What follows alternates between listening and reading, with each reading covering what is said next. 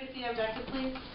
All right, Carice, but This is to analyze evidence in order to construct an effective warrant. okay, so this word evidence, what does it mean? Kyrie? Like something like that backs up. So like, would you say proof is a good example? So, and we're looking at our text, we look for proof, and in the picture that we're reading, we're looking for proof as well. So that's what evidence is. And then what is a warrant? Go ahead, Joanne. An explanation. An explanation is an explanation for how that evidence supports the what? Claim. Good. All right, so today we're looking at what an effective warrant is. So at the end of the day, you should be able to tell me whether a warrant is effective or not. Okay? Let's look at your do now that we just looked at. All right. So what is the piece of evidence that we see in the picture, Princess? The handprint. The handprint. Very good. How do we know whether the handprint is right or left? Okay, so raise your hand if you know whether the handprint is right or left. Go ahead. Good. So I wrote that as my example. The evidence is a right handprint, or the handprint is a right handprint. Now, because of that, we can say that the shooter is left-handed. Now, how can we say that? How do we know that? Because his right hand was on the wall. And so, because he was shooting with his left hand, people normally shoot with their dominant hand, right? Yeah. So that is the warrant that connects our claim to our evidence. We need to have that piece in order to make our argument complete. Okay? Let's look at another example. But this example I'm going to tell you is not a good example of a warrant. It's on the wall up here, look. Omar Hall, please report to the main office. Omar Hall, please report to the main office. Thank you. All right, so look at this ineffective warrant. It says the handprint is large. Turn and talk to somebody at your table. Why is this not an effective warrant that connects this evidence to this claim? It don't really matter about me. It's not even proving even care about him. Okay. All right, come back, please, in 3, 2, 1. Okay, so the handprint being large, Elena, tell me why that's not necessarily a good connection to the claim. That has nothing to do like with the murder. It's like doesn't matter what size your hand is. Good. And what we're trying to prove is that the shooter is what? Left-handed. And the size of his hand doesn't have anything to do with him being left-handed, right? Yeah. So it's kind of irrelevant. Here's a different one. This one is not as obvious. The shooter was probably tired and wanted to rest. Because we know in the story that he said that he leaned against the wall. So this one says the shooter was probably tired and wanted to rest. Turn and talk. Why is this ineffective?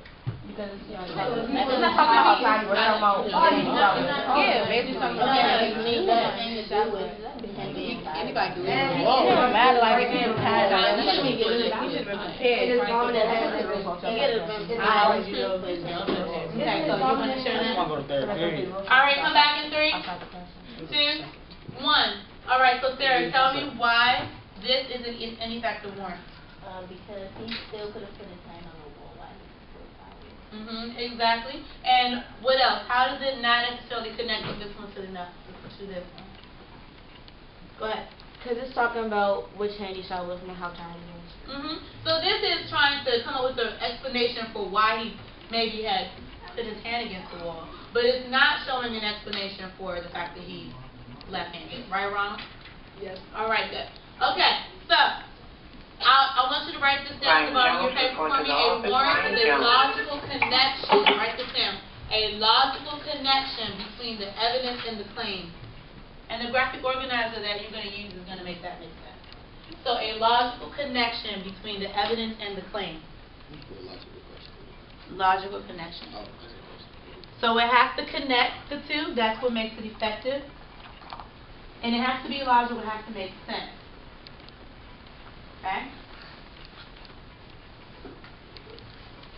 Here's my last question for Turn and Talk. How could a warrant be just like a bridge? How can you compare a warrant to a bridge? Turn and Talk to your table. A warrant and a bridge to go to somewhere else, so you can go from evidence. No, you go from the claim to the evidence to the conclusion. So it's like one way. You cross the bridge. She's not talking about that. Oh, like Miss Mary, I got a question. Are you talking about like a bridge like this you drive over a car? Like a warrant. She's talking about like when you drive over a car. That's what I'm saying. A warrant is something that you use to get from one thing to another. You can get from your evidence to your claim. Okay, good. Just like you would use a bridge to get from one side of the ocean to the other side. Okay, come on back in 5, 4, 3, 2, 1. Jayla, what did you say? It's like a bridge because it's trying to figure out how they connect, how they come together. Good. So how the two pieces come together. Without the warrant, you don't really make that connection clear for the reader. Okay, so let's look at the second example. You're going to do this one on your own. Did customers B, C, and D know each other? B, C, and D. What evidence supports your response? What are the warrants? So this first question, I want you to write above the first question, claim. Claim. Because your answer to that question is going to be your claim, whether they knew each other or not. Okay? And then your evidence is going to be whatever you see in the picture that proves that answer. But then your warrant is going to be your explanation, your bridge between your evidence and your claim. Okay? Here's a hint. The 875 that's in the text helps you with this question. Okay? At your table, try to figure out this answer. You're going to have 3 minutes. Go. I think they knew they were doing because they checked adds up to 875.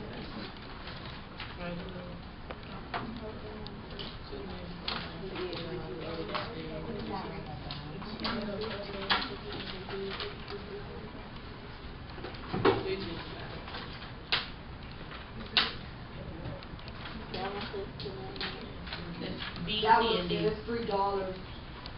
That one says $2.10. That one says $3.65. So that's going to be Yeah, that's $8.75. All right, so when you're figuring out your answers, go ahead and make your graphic organizer. That's going to explain the claim, evidence, and the warrant. We have about 2 minutes. You can do it. So what do you think?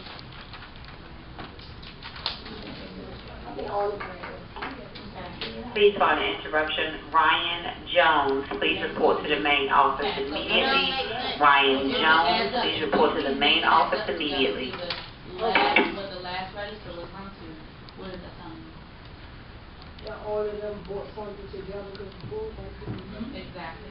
So that's going to be the evidence. All right, so let's go through this together. So write that big old thing. So on your graphic organizer for claim, raise your hand if you think they know each other. Raise your hand. Okay, so most of us do. All right, so that's what's going to be in your box. The B, C, and D knew each other.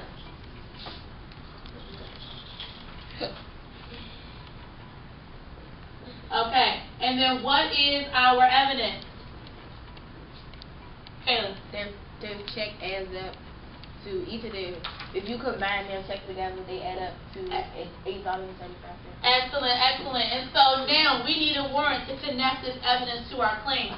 What can we say that normally happens that would explain how we know they know each other just because of this check adding up? Tasia. Normally, when you know someone, you pay together. All right. When you pay together, you normally know them, right? Mm-hmm. Is this a logical connection between our evidence and our claim? Yeah. Yes. Why? What is it explaining? It's explaining how we know that they know each other. Excellent. Now, what if I had said something like, well, they probably came to lunch together? They knew each other. Is that effective or is it not? The check adds up. They probably came to lunch together. They knew each other. Is that exactly a good warrant, or what's wrong with it? You didn't have any Okay, so the evidence is not connected to the evidence, to the check adding up. So we have to make sure that our warrant connects both the evidence and the claim. If I said they came to lunch together, that would explain that they knew each other, but it doesn't explain the check adding up. Okay, so as your exit ticket, this is what I want you to do. I need you to do the third question. It's saying, how do the 3 customers differ in their habits or ways of doing things? You're going to do the same thing. You're going to tell me an answer, your evidence, and make sure your warrant is effective. And how do we know our warrant is effective? If it's a logical what? But also connecting what? The claim and the evidence.